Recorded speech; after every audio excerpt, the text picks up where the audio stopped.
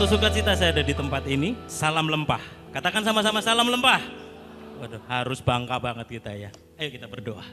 Kami bersyukur Tuhan buat hari ini. Enggak ada satupun yang kebetulan dalam hidup orang percaya.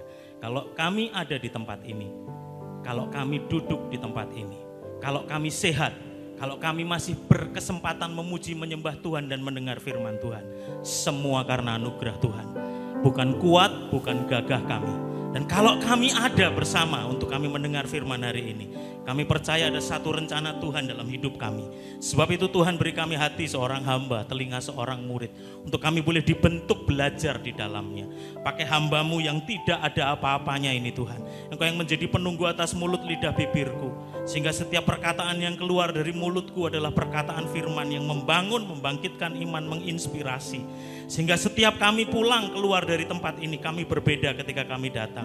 Bukan karena hebat kuat gagah kami, kepintaran kecerdasan kami, tapi sungguh karena kebenaran firman Tuhan yang mengubahkan. Hanya kebenaran firman yang absolut, yang segalanya dalam hidup kami. Terima kasih Tuhan. Bajak tanah hati kami sehingga menjadi tanah yang subur ketika kebenaran benih firman ditaburkan, tumbuh dan berbuah berkali lipat ganda dalam hidup kami. Terima kasih Tuhan, kami mengucap syukur. Yang siap diberkati boleh katakan sama-sama amin. Puji Tuhan. Sebelum saudara duduk, bolehkah berikan tepuk tangan buat para imam musik yang sudah melayani kita. Terima kasih. Matur nuwun. Arigatou gozaimasu. Silahkan duduk Bapak Ibu Saudara. Puji nama Tuhan. Sekali lagi shalom. Feel homey kalau di tempat ini saudara. Rasanya kayak di rumah sendiri. Makanya kadang-kadang kurang ajar. Karena kayak di rumah sendiri saudara. Enggak, karena saking deketnya gitu saudara. Bercandanya itu kadang kebablasan gitu. Kalau orang Jawa bilang konco kental kayak umbel. Yang tahu Bu Mirna doang itu. Puji nama Tuhan, tak kenal maka tak sayang. Tadi sudah diperkenalkan Bro Chandra, tapi saya Yosua, nama panjangnya Yosua Wawa, bukan yang diobok-obok saudara ya. Tapi mari kita belajar bersama-sama hari ini saudara.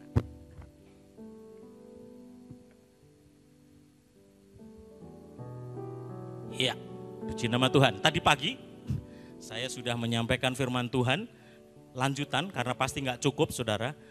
Tadi sudah ditayangkan di slide-nya, boleh tolong ditayangkan slide-nya. Ketika Pak Alex kirim saya beberapa hari yang lalu, dan tadi ditayangkan mengenai tuntunan gereja bulan Juli, mengenai Tuhan pemeliharaku. Beberapa minggu sebelumnya saya berdoa ketika diundang di tempat ini, saya bergumul dan Tuhan taruh di hati saya. Waktu itu saya yakin banget dan saya mau sampaikan tentang predestinasi dan providensi. Dan pagi tadi saya sampaikan judul khotbah saya hikmat dan providensi. Apa sih Pak? Hikmat providensi. Providensi dari akar kata provide, disediakan, penyedia, provider. Percayakah saudara bahwa setiap hidup kita semuanya sudah ditentukan Tuhan, dan kalau kita ada di tempat ini semua atas ketentuan Tuhan. Setuju saudara? Sampai di titik ini seringkali pemahaman dasar kekristenan, kristologi dasar kalau sudah berbeda di situ agak susah untuk menerima kedaulatan Tuhan yang lebih luar biasa. Tadi pagi saya buka tentang hikmat. Singkat saja saya ringkes, hari-hari ini orang boleh pinter sundul langit kayak apapun. Orang boleh kaya anak konglomerat dapat warisan sebanyak apapun. Tapi tanpa hikmat semuanya gak ada artinya. Setuju saudara? Pandemi ini kalau sampai tidak mengubahkan kita sama sekali, kebangetan. Mungkin Tuhan cuma ngomong ki bocah dua bleke ramum ini. Semuanya diubahkan Tuhan. Pekerjaan kita berubah. Gereja kita berubah. Yang tadinya kita bisa onsite dulu tiba-tiba online gak bisa ketemu. Cell group kita berubah. Anak sekolah juga berubah. Dulu anak sekolah datang ke sekolah bawa HP, dimarahin, diomelin. Sekarang sekolahnya dimasukin ke dalam HP. Bukankah semuanya berubah saudara? Waktunya berubah, pekerjaan berubah. Cara hidup, cara belanja. Dulu yang bangun pagi-pagi, buka toko paling pagi, tutup paling malam, paling laris. Sekarang nggak pernah buka toko, tetapi di rumah lakbannya krak-krek kiriman online lebih banyak saudara. Dulu orang nggak mau tentang digital, tentang teknologi, against dengan teknologi. Ojek kampung semuanya demo tentang Gojek di mana-mana. Tapi hari ini semuanya berubah, saudara. Halo? Masalahnya sekarang pertanyaannya adalah you want to change or die. Kalau Anda tidak mau berubah, Anda akan dilibas oleh perubahan zaman. Ayo kita berbicara tentang providensi Allah. Semoga nyampe. Yes. Ya, puji Tuhan. Berbicara tentang hikmat, saya tadi sampaikan tentang apa sih definisi hikmat. Tapi saya akan lanjut supaya kita lebih cepat. Aku hikmat di dalam Amsal 8 ayat 12. Tinggal bersama-sama dengan kecerdasan dan aku mendapat pengetahuan dan kebijaksanaan. Orang kalau cerdas belum tentu berhikmat. Tapi kalau orang berhikmat, dia pasti cerdas, pintar, saudara. Kenapa? Hikmat tidak sama dengan pengetahuan. Tetapi hikmat tinggal bersama-sama dengan kecerdasan. Anda harus baca dulu, Anda harus ngerti dulu, Anda punya pengetahuan dulu, baru Anda bisa menambahkan dan muncul hikmat dari Tuhan.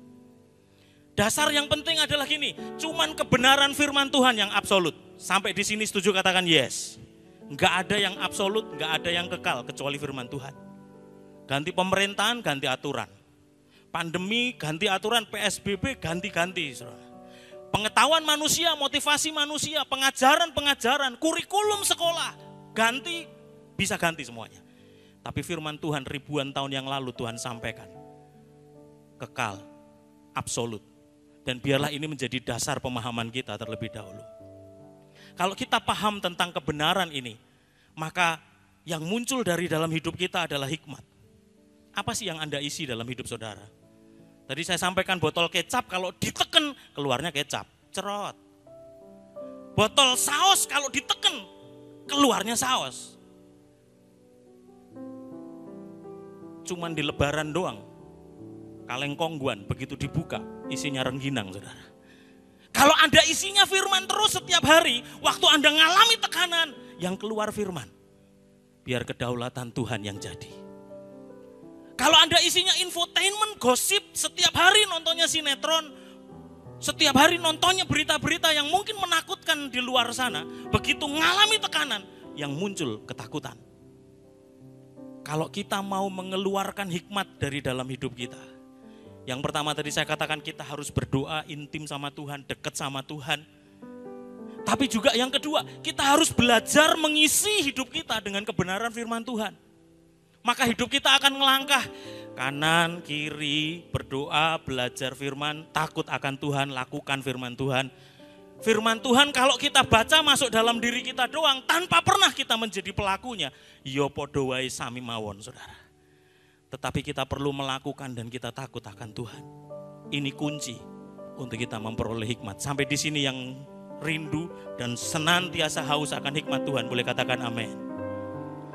Kita mau belajar satu lagu, bukan belajar, ini lagu lama sekali saudara sebetulnya saudara.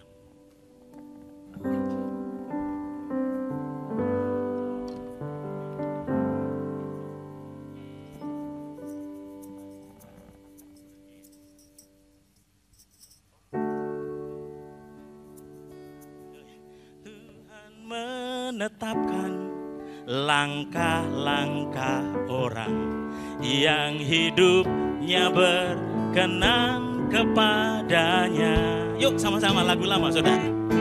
Apabila ia jatuh tak sampai tergeletak. Kenapa? Sebab Tuhan menopang.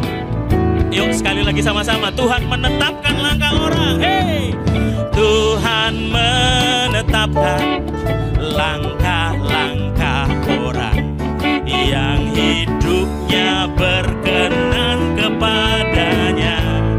Apabila ia jatuh tak sampai tergeletak. Sebab Tuhan menopang. Yang percaya Tuhan menopang tangannya, lambaikan tanganmu, katakan hey, tangannya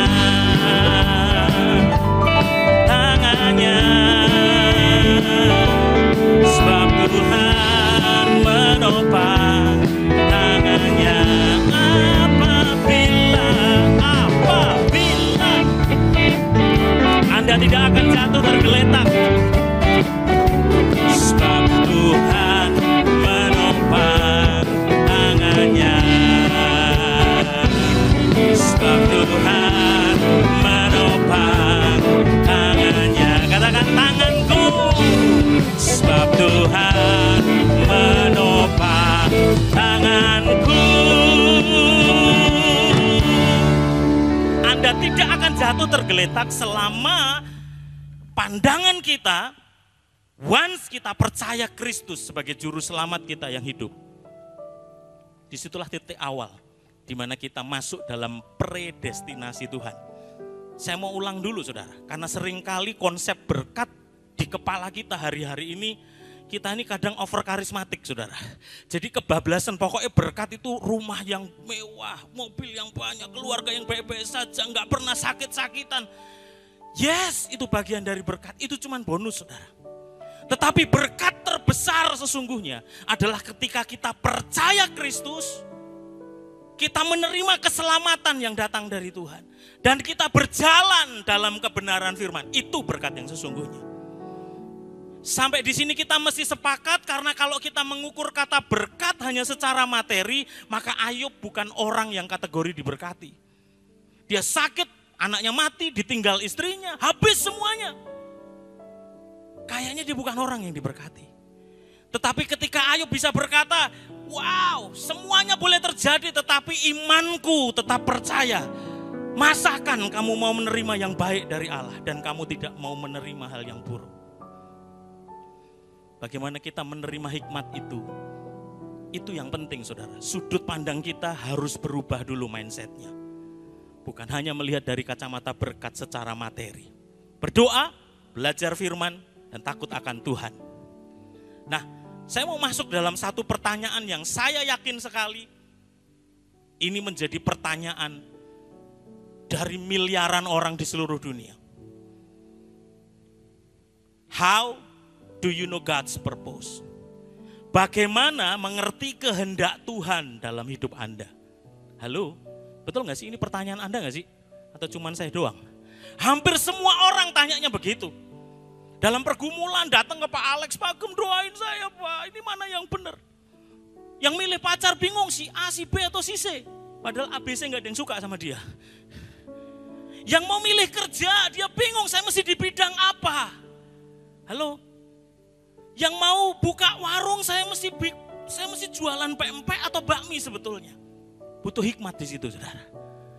Bagaimana kita menemukan kehendak Tuhan dalam hidup saya? Saya harus menikah dengan siapa? Saya harus tinggal di kota mana? Saya harus pilih gereja yang mana? Saya harus di cell group yang mana supaya saya bisa bertumbuh? Saya harus bekerja di bidang apa? Betul nggak? Begitu kita ketemu KKR gede, ada nabi yang katanya dia ngerti semuanya, selalu haus dinubuatin. Pak doain saya, Tuhan ngomong apa? Loh, lah kamu sudah punya Tuhan, kamu percaya Yesus, tanya sendiri sama Tuhan. Tapi seringkali kita haus dengan, lah Tuhan Yesus kurang pinter apa sih? Masih tanya orang pinter gitu saudara. Betapa kekristenan kita hari-hari ini, kita terlalu mengandalkan manusia karena kita tidak mengerti rahasia sesungguhnya. Kristologi dasar kita, bahwa ketika kita menerima berkat terbesar keselamatan itu, sesungguhnya hidup kita sudah ada di tangan Tuhan. Apa sih providence of God? Providensi Tuhan. Kalau Anda baca di dalam terjemahan bahasa secara biasa, providence itu pemeliharaan baik. Tetapi sesungguhnya secara teologi lebih spesifik dikatakan pelaksanaan yang tidak mungkin gagal dari rencana Allah. Saya ulang, ini penting sekali. Perencanaan yang tidak mungkin gagal dari rencana Allah. Ini ayat yang sangat terkenal yang kita sudah sering baca, Roma 8 ayat 28. Yuk kita baca sama-sama dengan suara yang keras, bergantian saudara. Yang siap baca katakan Gak yakin semua saudara. Yang siap katakan ayat 28 saya dulu. Kita tahu sekarang bahwa Allah turut bekerja dalam segala sesuatu untuk sudah Pak. Bahwa Allah untuk mendatangkan kebaikan bagi mereka yang mengasihi Dia, yaitu bagi mereka yang terpanggil sesuai dengan rencana Allah. 29 1 2 3.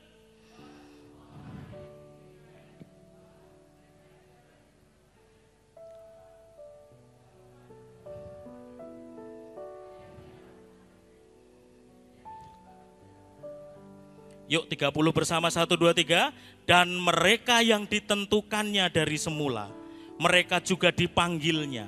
Dan mereka yang dipanggilnya, mereka itu juga dibenarkannya. Dan mereka yang dibenarkannya, mereka itu juga, ayat yang sangat terkenal kita sering baca. Dulu kita kepingin gini, enak ya bangsa Israel. Kalau mau jalan, kita berhenti atau jalan. Kita jalan pelan atau jalan cepat. Itu tergantung dari tiang awan, tiang api. Saudara, sebelumnya di perjanjian lama, Tuhan menuntun melalui tiang awan, tiang api. Serta nubuatan para nabi, pemimpin-pemimpinnya. Musa ngomong waktu itu. Pada waktu itu orang jalan, wah kita masih bertani di sini. Stop. Dan kita ngomong gak hanya berhenti 1-2 hari saudara. Bisa bertahun-tahun mereka bercocok tanam di situ. Dan ketika kita masuk hari ini kita malah mikir gini, enak ya kayaknya Pak Yosua ya kalau kita punya tiang awan, tiang api. Enggak, kita punya tiang sepuh aja udah. Gak ngerti ya, orang tua kita gitu saudara. Perjanjian baru itu sudah berbeda. Tuhan, sang penuntun itu tinggal dalam diri kita. Menggenggam hidup dan mati kita. Lebih enakan mana saudara? Jadi ketika kita menerima berkat terbesar keselamatan, sesungguhnya sang penuntun itu sudah ada tinggal di dalam hidup kita. Sampai di sini kita harus sepakat dulu. Yang kita perlu adalah bagaimana kita mengerti kehendak Tuhan. Setiap hari ketika kita bangun melek mata, itu yang kita tanya, Tuhan mau apa? Tapi seringkali kita nggak tanya apa-apa. Dan kita cuma jadiin Tuhan legalisme. Meresmikan apa yang menjadi rencana kita. Pertanyaannya, apakah setiap rencana kita sudah selalu tanya sama Tuhan? This is providence of God. Saudara, ayat ini sepele, simple, sering kita baca. Tapi Anda lihat yang garis bawah dan saya tebalkan. Allah turut bekerja dalam, katakan segala sesuatu. Anda makan, minum, hari ini hujan atau enggak hujan, ada petir atau enggak, ada COVID atau enggak, Anda sakit atau Anda sehat. Untuk mendatangkan kebaikan.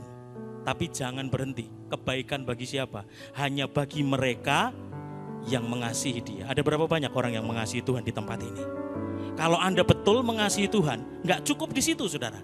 Yaitu bagi mereka yang katakan terpanggil. Percayakah saudara kalau saudara di tempat ini karena saudara terpanggil? Enggak ada satupun yang kebetulan. Sesuai dengan rencana Allah, sebab semua orang yang enggak hanya terpanggil. Tapi percayakah saudara kalau saudara duduk di tempat ini, saudara sudah dipilih untuk datang di tempat ini. Padahal sebelumnya tadi gue mau pergi kondangan aja deh, gue mending bolos ke gereja deh, gue lagi janjian deh sama temen gue mending pacaran deh, saya mending piknik sama keluarga deh. Tapi kalau Anda ada di tempat ini, percayakah saudara Anda dipilih di tempat ini? Gak cuman dipilih, mereka juga ditentukannya dari semula untuk menjadi serupa dengan gambaran anaknya, supaya anaknya itu menjadi yang sulung di antara banyak saudara. Dan mereka yang ditentukannya dari semula, mereka juga dipanggilnya, dan mereka, Anda dipanggil di tempat ini. Kita dipanggil. Ingat dasarnya, bukan Tuhan, bukan kita nih yang pilih Tuhan, tetapi Tuhan yang pilih saudara dan saya. Jadi kalau kita ada bersama-sama di tempat ini, saya percaya ada jutaan, ribuan momen sampai membawa saudara di sini. Nanti kita akan bicara tentang hal itu kalau waktunya cukup saudara. Enggak cuma dipanggil, tetapi Anda dibenarkannya. Dan mereka yang dibenarkannya, mereka itu juga satu kali nanti Anda akan dimuliakannya. Setuju, katakan amin. Jadi mari kita ubah konsep doa kita saudara. Deo volente. Apapun rencana kita, seringkali kita enggak mau ngomong gini loh. Jika Tuhan menghendaki. Kita maunya selonong boy, gerasak gerusuk sakarepe dhewe gitu saudara. Semau-maunya, yang penting saya jalan dulu. Masalah nanti nabrak, masalah nanti gagal, habis itu komplain, marah sama Tuhan. Halo, itu Tuhan kan juga bingung. Lu mulai kagak tanya, sekarang lu gagal lu ngomel-ngomel, nyalain gua gitu. Kebayang gak saudara? Yakobus 4 ayat 14. Sedang kamu tidak tahu apa yang akan terjadi besok. Mohon maaf, bukan menakut-nakuti. Hari ini kita nggak pernah tahu kita pulang masih bisa sampai rumah atau enggak. Hari ini kita nggak tahu nanti malam kita bisa tidur atau kita sudah nggak ada. Saya kaget, saya baru mengalami kehilangan partner, sahabat, teman, mantan bos saya. Dari malam sebelumnya kita nggak ada apa-apa, ngobrol setiap hari, saya bisa jam-jaman ngobrol sama dia. Dan kayak disamber geledek ketika pagi saya terima telepon. Dia di toilet dan tiba-tiba jatuh dan sudah nggak ada. Sesimpel itu. Betapa hidup kita itu lemah sekali. Nggak pernah ada yang tahu. Hidup kita seperti uap yang sebentar saja kelihatan lalu lenyap. Orang baik, sangat baik. Saya menjadi hari ini seperti hari ini. Banyak sekali influence dari kehidupannya yang mempengaruhi kehidupan saya. Nah, itu yang akan kita bicara hari ini, saudara. Manusia tidak bisa tahu apa yang akan terjadi dengannya pada hari besok. Itu sebabnya kita perlu Tuhan. Karena hari besok adalah rahasia dan misteri ilahi. Sepakat, saudara? Anda boleh punya rencana. Anda boleh punya duit, siapin semuanya hal dengan baik. Tapi semuanya gak pernah ada yang tahu. Kita masuk tahun 2020 waktu itu. Semua rencana, bisnis plan, forecast, semuanya sudah disiapkan. Tetapi tiba-tiba COVID terjadi, pandemi. Semuanya berubah luar biasa. Betul enggak? 2020 kita pikir semuanya baik-baik saja. Pak Yosua sudah rebound ini semuanya, bisnis sudah bagus, gereja sudah kembali. Kita gak pernah tahu. Pak kita di WHO sudah rilis cacar monyet. New York sudah ketakutan, semuanya divaksin semuanya, saudara. Resesi di depan mata. Bukan untuk menakut-nakuti, tetapi supaya kita semakin sadar bahwa hidup kita cuma seperti uap. Terlalu kecil. Dan hari ini berapa banyak kita mau serahkan rencana hidup kita kepada ketetapan Allah. Yuk kita belajar sama-sama apa rencana Tuhan yang. Kalau kita punya hati yang, pada satu tadi saya ngomong bahasa Ibrani yang tingkat tinggi, saudara. Ini Jawa banget, susah diterjemahkan soalnya. Semeleh. Kalau hati kita itu semeleh sama Tuhan. Semeleh itu apa ya? Apa ya Bu Mirna yang enak gitu kan, terjemahannya susah itu ya. Berserah, dibilang pasrah banget juga enggak gitu. Tapi meletakkan segenap hidup kita, kedaulatan Tuhan yang beracara dalam hidup kita. Maka kita akan jadikan Injil sebagai pusat segala sesuatu hidup kita. Kita akan tetap bekerja, tapi tetap berserah sama Tuhan. Saat jalannya mulus, kita juga tetap bisa bersyukur atas tuntunannya.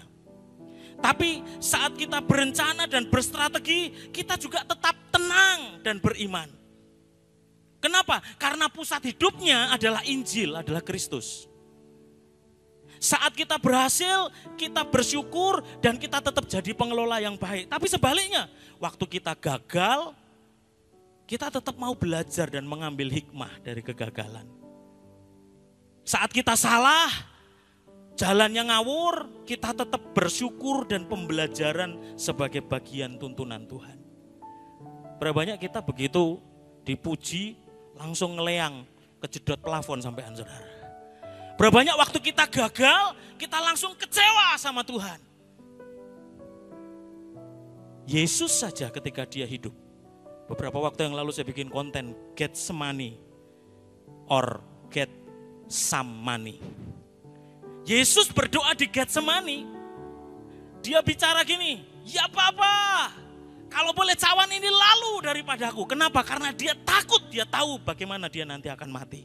Kalau boleh ini lewat. Yesus saja dia menyerahkan kepada kehendak Bapa. Lah siapa kita? Tapi kita enggak doa di Get Some Money. Kita maunya fokus get some money. Kita mau dapat uang lebih banyak. Kenapa? Fokusnya adalah diri kita. Kita enggak meletakkan Tuhan sebagai pusat. Injil menjadi pusat kehidupan kita. Kita terlalu mendegradasi Tuhan, menarik rendah Tuhan. So akrab sama Tuhan. Mohon maaf, saudara. Ya Tuhan kan sahabat gue. Kita terlalu gaul sama Tuhan sehingga nganggap kalau berhasil kita yang take credit. Kalau gagal kita komplain sama Tuhan. Kenapa? Karena pusat hidupnya adalah diri kita sendiri. Kita melayani kadang bukan karena kita mengasihi Tuhan. Kamu melayani musik kenapa? Ya karena gue seneng musik. Loh, kamu itu melayani Tuhan atau melayani diri kamu sendiri gitu? Kamu kenapa melayani di cell group? Oh ya karena gue teman-teman gue deket semuanya gitu. Anda sedang men-treat diri Anda untuk dekat dengan teman-teman Anda. Dan Tuhan jadi nomor 2. Yuk kita koreksi yuk. Ini dasar sekali. Apakah kita menentukan kehidupan kita dan berserah hanya kepada Tuhan? Percayalah saudara. Poin yang pertama bahwa Tuhan punya rencana. Yang pertama gini, rencana Allah itu sudah dibuat sejak semula secara lengkap. Sebelum ada segala sesuatu. Percaya enggak saudara? Allah membuat rencana itu mencakup segala sesuatu yang akan terjadi di alam semesta ini. Mazmur tadi dikatakan gini, saya tulis di situ, matamu melihat selagi aku bakal anak. Dan dalam kitabmu semuanya, saya garis bawahi. Semuanya tertulis hari-hari yang akan dibentuk sebelum ada satu pun dari padanya. Ini jelas banget saudara. Berbeda dengan manusia yang karena pengetahuannya yang terbatas, maka ia membuat perencanaan sebagian demi sebagian, setahap demi setahap.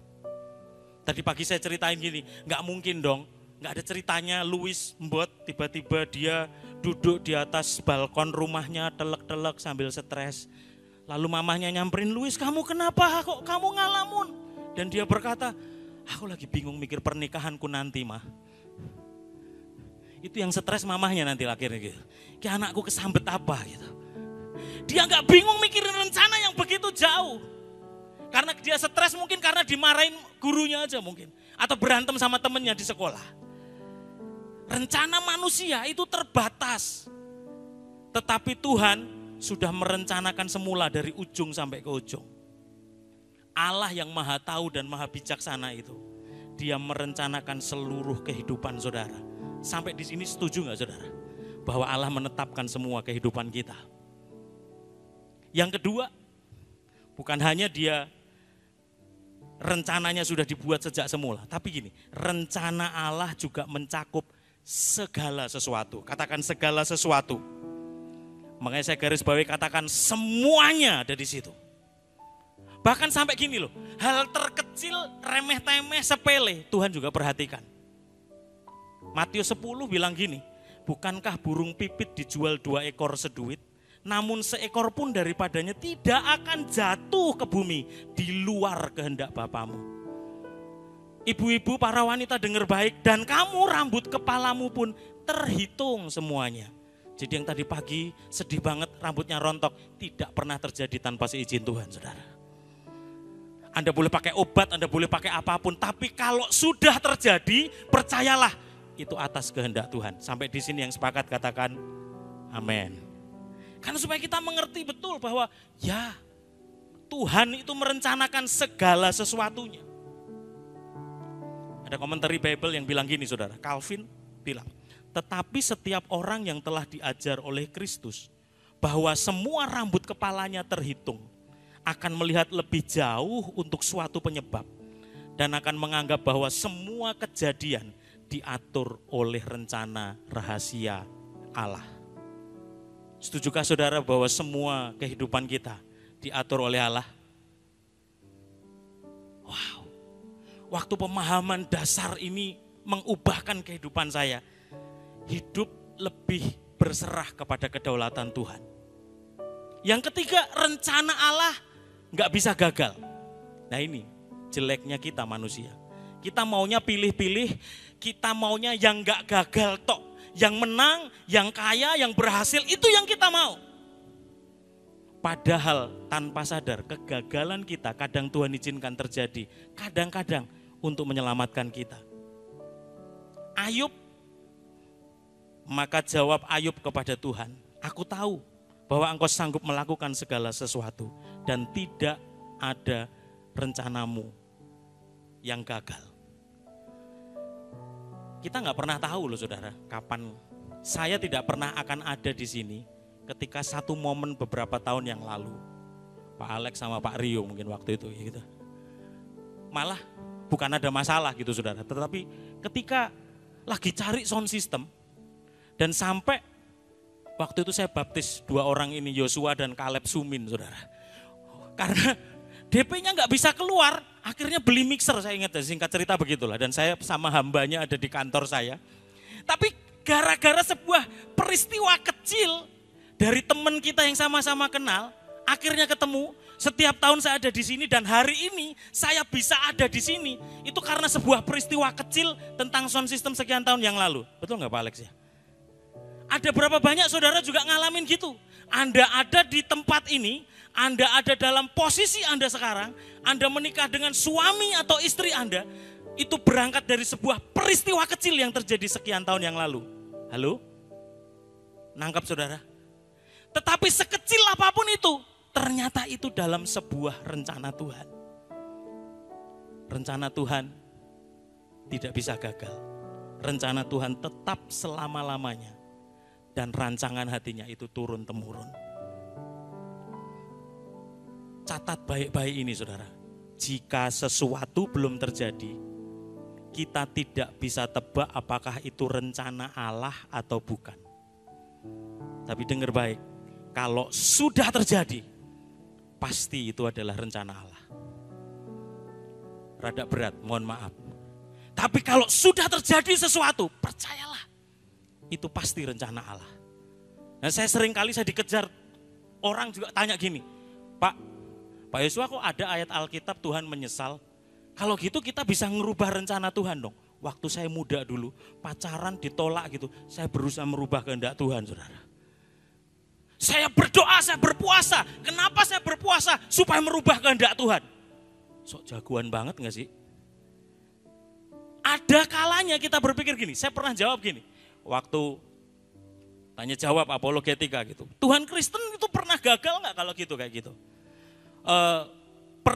Kita bisa merubah kehendak Tuhan gak? Karena ada ayat di Yunus misalnya, maka menyesallah Allah atas apa yang dilakukannya terhadap Niniwe. Lalu kejadian waktu Abraham juga gitu, maka menyesallah Allah. Beda saudara, itu bahasa antropomorfis yang memanusiakan Allah. Tapi sesungguhnya Tuhan tidak pernah gagal. Dia tidak pernah menyesal dengan apa yang sudah direncanakannya. Mungkin Anda bisa bicara gini, Pak, saya pernah berdoa, saya berpuasa, dan yang seharusnya saya nggak dapat ini misalnya, tapi akhirnya saya bisa dapat. Karena Tuhan merubah kehendaknya. Enggak. Anda pikir itu merubah kehendak Tuhan. Dari sudut pandang manusia, sepertinya Anda merubah kehendak Tuhan. Tapi saya balik, bagaimana dengan sudut pandang Tuhan?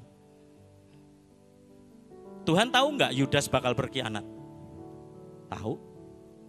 Tuhan tahu enggak cara dia akan mati seperti apa, diserahkannya seperti apa? Dia tahu. Jadi tergantung dari sudut pandang mana. Kalau Anda ngelihat dari sudut pandang manusia, oh iya saya bisa ngerubah kehendak Tuhan. Tetapi sesungguhnya dari sudut pandang Tuhan, Tuhan ngomong gini, waktu kamu bohong, Tuhan tahu enggak? Tuhan tahu. Waktu kamu nanti mau ngambil keputusan enggak jadi, Tuhan tahu enggak? Tuhan tahu. Waktu kamu ngambil keputusan, oh jadi saya ambil ini, Tuhan tahu enggak? Tuhan tahu. Jadi kesimpulannya sebetulnya, Tuhan enggak pernah menyesali. Rencana Tuhan tidak pernah gagal. Sampai di sini yang setuju katakan amin. Sebab itu kita belajar gini saudara. Saya pernah bikin di status saya, pray not until God hears you, but until you listen to God. Yuk kita mulai menyerahkan hidup kita lebih lagi sama kehendak Tuhan. Berdoa bukan maksain Tuhan dengar doa saya dan menjawab doa saya. Tetapi kita berdoa supaya kita bisa mendengar suara Tuhan.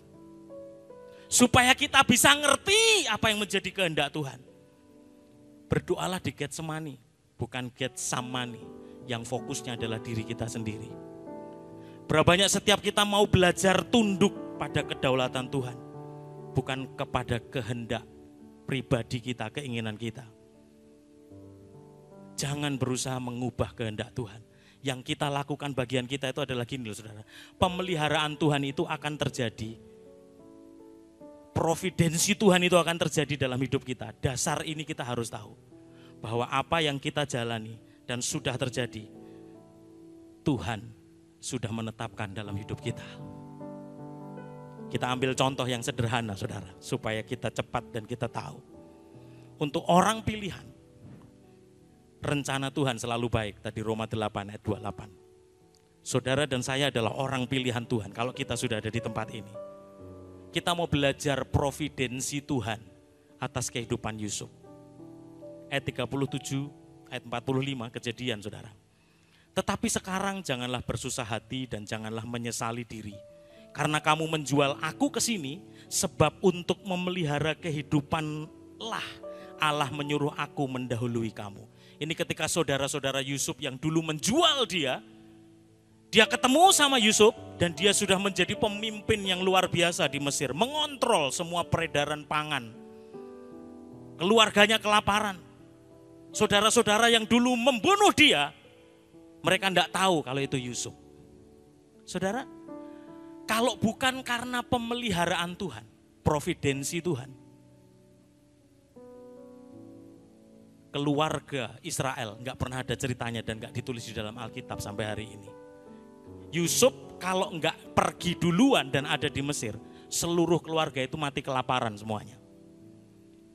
Hari ini ada di posisi apa, saudara? Apakah Anda ada di posisi di dalam sumur seperti Yusuf? Dan Anda berkata sepertinya hidup semuanya sudah gelap semuanya. Enggak ada. Atau saudara ada di posisi di dalam penjara. Tetapi apapun keadaannya, Yusuf di dalam sumur akhirnya ketemu dengan Potifar. Yusuf di dalam penjara akhirnya ketemu juru minuman raja. Dimanapun tempat, orang yang dengan providensi pemeliharaan Tuhan selalu dipertemukan dengan orang-orang baik di saat yang baik, di tempat yang baik. Setuju, katakan amin. Kita gak pernah tahu, saudara. Sedikit kesaksian, untung saya gak ngajak istri saya, saudara. Nanti GR dia. Saya pacaran, saya kenyang, saudara. Saya kenyang warak lah itu namanya. Kenyang yang namanya dihina, diremehkan, diejek, gak dianggap. Ditolak hanya karena warna kulit saya, hanya karena miskin saya. Sudah kecil, hitam, hidup lagi gitu. Bener-bener dihina yang wah, mangan opo kamu Yan, dulu saya dipanggil Yan gitu. Bocah kayak begini mau jadi apa kamu? Bener-bener gak dianggap. Tetapi gini, hari ini ketika saya ada di tempat ini dan saya melihat titik di mana saya dihina, saya nggak dianggap, saya diremehkan. Mungkin saya ngalami seperti Yusuf pada waktu itu. Tetapi ketika saya ada di dalam sumur ini, saya bisa menemukan diri saya gini loh. Mungkin memang motivasinya salah awalnya. Titenono, tak buktiin aku bisa. Saya jadi semangat, saudara. Saya nggak mau dihina, saya boleh miskin. Tapi saya nggak mau hidup saya diinjek-injek orang. Semangat, meskipun sumbernya dari diri sendiri. Salah, tapi nggak apa-apa awal-awal. Untung saya ketemu Tuhan. Karena sudut pandang yang benar dan ketemu Tuhan. Akhirnya saya ketemu orang baik. Saya ketemu orang. Saya tinggal di dalam gereja. Saya ngungkuli full timer, saudara. Saya dari ngosek, dari sampai nyiapin sound system, dari bongkar pasang, khotbah, WL, semuanya. Sopir nganterin jemaat. Tetapi dari situ saya bisa belajar banyak hal. Tuhan mulai saya bisa selesai sekolah. Belum sampai selesai sekolah, saya bisa bekerja. Meskipun awalnya mungkin salah, saya membuktikan diri saya. Yusuf juga mengalami kekecewaan yang sama. Hari ini ketika saya berdiri ada di tempat ini, saya bisa ngomong gini. Terima kasih untuk semua yang terjadi dulu itu. Karena kalau saya tidak mengalami hal-hal yang pahit pada waktu itu, saya mungkin gak sekuat hari ini. Masa-masa yang tidak enak di sini, itu ternyata cara Tuhan untuk menguatkan otot-otot iman saya. Untuk menambah kepercayaan saya dan makin berserah sama Tuhan. Untung saya miskin. Miskin aja sombong dulu gimana saya kaya dari kecil, saudara. Beneran, saudara. Miskin aja kepedean gitu. Tapi itu cara Tuhan untuk membawa satu demi satu. Dulu saya komplain kenapa saya ada di sumur seperti Yusuf seperti ini. Gak enak dihina, gak dianggap. Diludahin saya pernah. Cuih mau makan apa anak saya sama kamu. Waduh, sakitnya tuh di sini, saudara. Makjeleb gitu, saudara. Tetapi itu membangkitkan. Waktu respon kita benar, kita dipertemukan dengan orang baik. di saat yang baik. Respon kita semakin benar, dipermuliakan, ditentukan, dipilih, dimuliakan akhirnya saudara. Sampai di sini yang nangkep katakan amin. Ada di mana posisi Anda di dalam providensi Tuhan hari ini? Kalau dulu saya kecewa dengan sumur yang gelap, saya nggak suka dengan puzzle saya yang warna gelap. Begitu saya ada di tempat ini dan saya melihat sebuah bigger picture. Sekarang belum selesai, saya masih belum ada apa-apanya. Tapi at least separuh dari gambaran hidup saya, puzzle itu mulai nempel-nempel. Kalau kita maunya, saya maunya puzzle-nya yang terang-terang, ngejreng, yang merah, yang cerah, saya nggak mau gelap. Maka itu tidak akan menghasilkan gambar yang indah, saudara.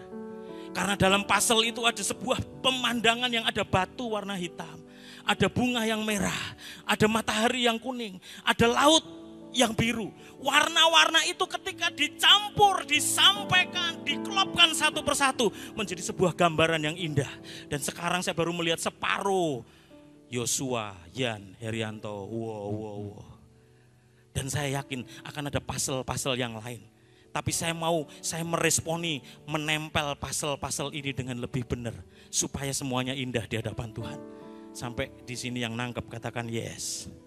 Ada di mana providensi Tuhan hari ini dalam hidup saudara? Satu yang perlu kita sepakat, bahwa ada predestinasi. Tuhan sudah merencanakan yang terbaik dalam hidup saudara. Jangan batasi kedaulatan Tuhan, hanya pilih yang enak-enak tok.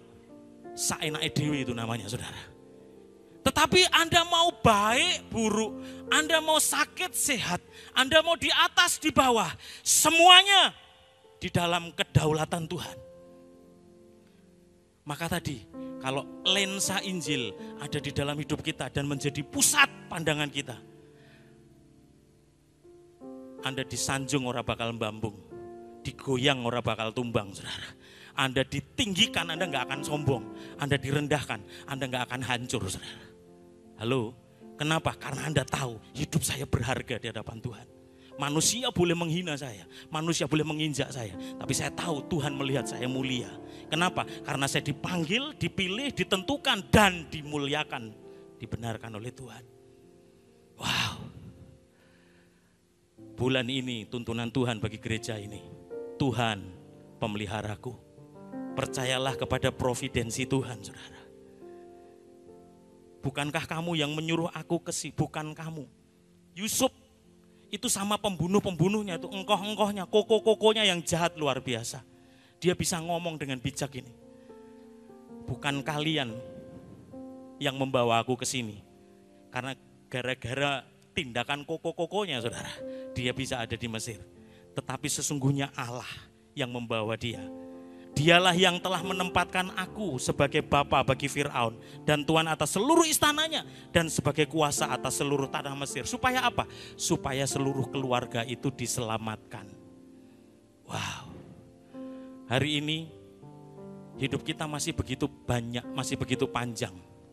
Saya nggak tahu masih ada stok berapa tahun yang Tuhan sediakan buat Bapak Ibu Saudara, buat setiap kita. Kita nggak pernah ada yang tahu. Tapi yuk kita belajar untuk menyerahkan semuanya. Kita having our mind transform into the mind of Christ. Kita mulai menyerahkan, nyatu sama apa yang menjadi maunya Tuhan. Supaya rencana Tuhan yang besar masuk dalam hidup kita, kita jadi gini, kita punya runway yang cukup supaya rahasia dan rencana Tuhan yang besar itu bisa mendarat di airport hidup kita. Hati-hati yang merah saudara, karena seringkali yang pride, unhappy, angry, darkness, dissatisfied, kekecewaan, suka marah, itu yang seringkali itu mengganggu kita untuk mencapai destinasi Tuhan. Sekarang saya bisa bersyukur. Saya tutup dengan beberapa waktu yang lalu, saya terakhir pas mulai pandemi turun dan mulai diundang khotbah. Saya kembali ke kota di mana saya dulu mengalami hal-hal yang gak enak itu. Dan saya ingat betul, saya ditanya. Karena banyak teman-teman, sahabat, bahkan adik-adik rohani yang masih di situ. Mas Yeyan, kalau Cici yang dulu gak jadi menikah sama saya gitu. Kalau Cici itu sekarang lihat Mas Yeyan gimana ya? Nyesel apa enggak dia ya? Saya belum apa-apa saudara, jauh dari. Tapi at least lumayan lebih baik daripada beberapa puluh tahun yang lalu ketika saya dihina itu, saudara.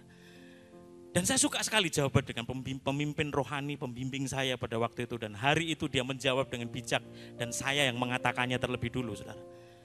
Oh enggak, istri saya namanya Esther. Kalau Mas Yayan, Pak Yosua enggak kawin sama si Esther, ya dia belum tentu hidupnya seperti hari ini. Poin saya cuma mau ngomong gini, saudara. Apa yang Anda anggap dulu gagal secara manusia, kadang-kadang itu adalah rencana Tuhan untuk menyelamatkan saudara. Karena Tuhan tahu yang lebih baik buat saudara. Saya tidak sedang membandingkan, oh wanita ini lebih baik, wanita ini lebih, enggak. Tetapi proses mengerti rencana Tuhan dan menggenapi setiap kehendak Tuhan. How do you know God's purpose? Itu yang lebih penting, saudara. Belum tentu saya jadi lebih baik dulu kalau saya memaksakan kehendak saya. Berapa kali saya kalah tender, berapa kali saya harga sudah, untungnya sudah dikit banget, tapi kok tetap kalah. Beberapa tahun kemudian saya baru tahu, si pemenang tender itu hari ini bangkrut, habis semuanya. Karena nggak bisa muter, saudara. Ya kalau nggak cuan namanya dagang ya pasti nggak muter kan, saudara. Jadi kadang Tuhan izinkan kegagalan terjadi, adalah cara Tuhan untuk menyelamatkan kita. Jangan kecewa, karena seringkali broken, pride, manipulation, hate. Merah itu harus lama-lama hilang, saudara. Merah itu lama-lama berkurang ketika kita menyatu dengan pikiran Kristus. Berapa banyak saudara mau masuk dalam destinasi Tuhan? Berapa banyak setiap kita mau gini, Tuhan, aku serahkan hidupku kepada kedaulatan kuasa-Mu. Bukan kehendakku yang jadi, tetapi kehendak-Mu yang jadi. Anda tidak akan mudah kecewa sama Tuhan, tapi juga Anda tidak akan mudah sombong ketika saudara berhasil. Waktu kita sadar bahwa hidup kita cuman menjadi seorang pengelola yang baik. Sesungguhnya kita tidak pernah memiliki apapun di atas muka bumi ini. Tuhan cuman titipkan, Tuhan cuman percayakan kepada kita.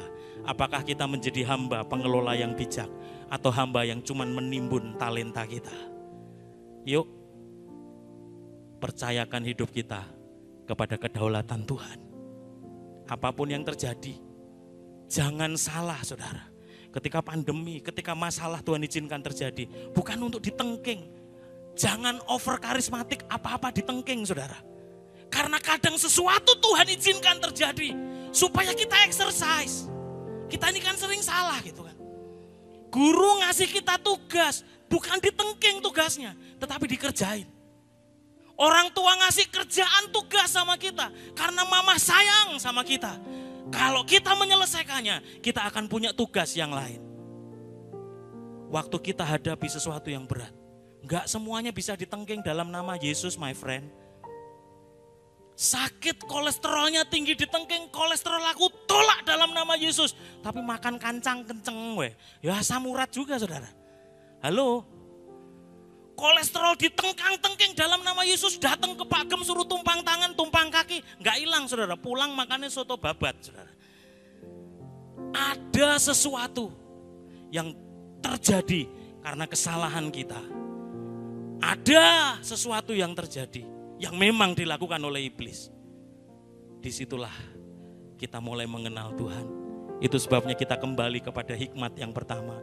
Berdoa, belajar firman, takut akan Tuhan. Berdoa, belajar firman, takut akan Tuhan. Mohon maaf waktu saya sudah habis. Tetapi mari pagi ini, berapa banyak setiap kita mau menyerahkan hidup kita sama Tuhan. Karena ada begitu banyak rahasia dan misteri ilahi dalam hidup kita. Mohon maaf mungkin hari ini berat apa yang saudara tangkap, apa yang saudara, Pak Yosua kok gak lucu ya. Gak apa-apa, saudara.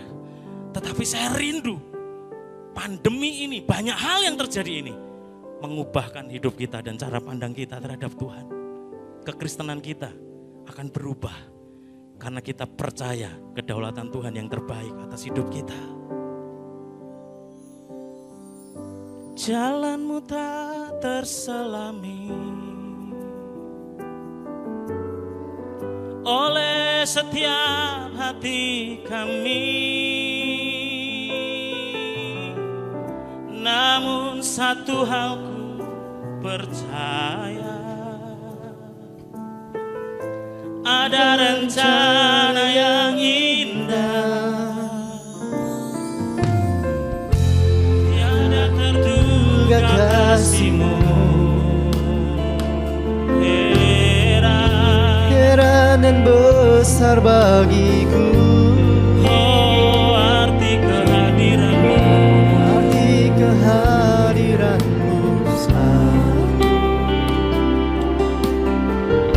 nyata di dalam hidupku. Penyertaan-Mu sempurna, rancangan-Mu penuh damai, aman dan sejahtera walau di tengah badai. Ingin ku selalu bersama, rasakan keindahan arti kehadiran-Mu Tuhan. Sembah Tuhan, mari pejamkan matamu, taruh tanganmu di dada, katakan dengan iman, jalan-Mu tak terselami oleh setiap hati kami. namun satu hal ku percaya, Percayalah ada rencana Tuhan yang indah, ada rencana yang indah, tiada terduga, ada terduga kasih-Mu. berikan hikmat atas setiap hamba Heran dan Tuhan. besar bagiku, Oh arti kehadiran-Mu, arti kehadiran-Mu selalu yes, nyata di dalam hidupku. Penyertaan-Mu sempurna, rancangan-Mu penuh damai, aman dan sejahtera walau di tengah badai. Ingin ku selalu bersama, rasakan keindahan arti kehadiran-Mu Tuhan. Saya tahu ada beberapa banyak kita yang mungkin bertanya-tanya hari-hari ini, kenapa ini Tuhan izinkan terjadi? Kenapa hidup saya kelam? Kenapa saya belum bangkit-bangkit? Kenapa saya mengalami sakit penyakit? Kenapa keluarga saya seperti ini? Kenapa usaha pekerjaan saya seperti ini? Mari percayakan pada kedaulatan Tuhan yang terjadi. Karena semuanya belum selesai. Hanya kebaikan bagi orang yang mengasihi Dia. Percayalah kalau sesuatu sudah terjadi, itu masuk dalam rencana Tuhan. Cuman masalahnya apakah kita bisa melihat dan berserah kepada kedaulatannya. Jangan berontak. Tetapi kalau engkau sadar itu karena kesalahanmu, bertobat dan kembali kepada jalan Tuhan. Tetapi kalau sesuatu yang di luar kapasitasmu, nggak ngerti, mari belajar berserah kepada kedaulatan Tuhan. Datanglah kerajaan-Mu, jadilah kehendak-Mu di bumi dalam hidup kami seperti di surga.